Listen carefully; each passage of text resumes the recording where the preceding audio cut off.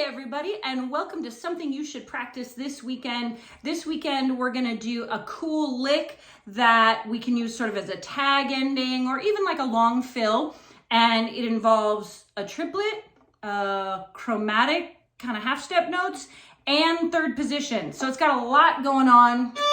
We're gonna teach it to you in the key of G first, and then I'll show you how to do it in D. So we're gonna do starting up on the first finger,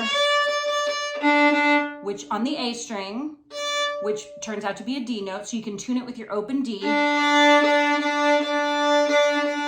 Really make sure it's right. And we're gonna slide down and peel it off, release it as we get down toward the regular first position, first finger. So what we've got there is an up bow, low one, regular one, back to low one, and then down bow on the open. And then we're gonna do an up bow with a 3 and then 1, 2, 1 triplet. All that on an up bow.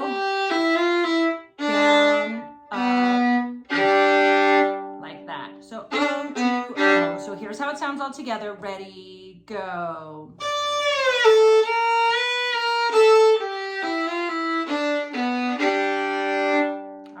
So you can put that at the end of something like, or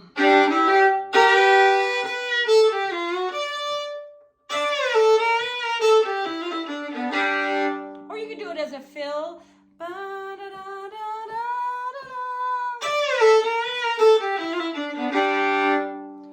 I would probably mostly use it as an ending.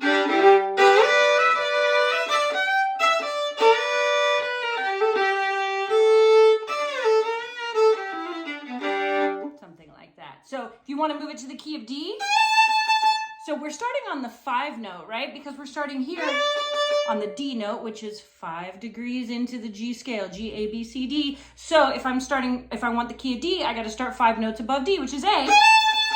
So that's a first finger, third position on the A note on the E string. Tune it with your open A.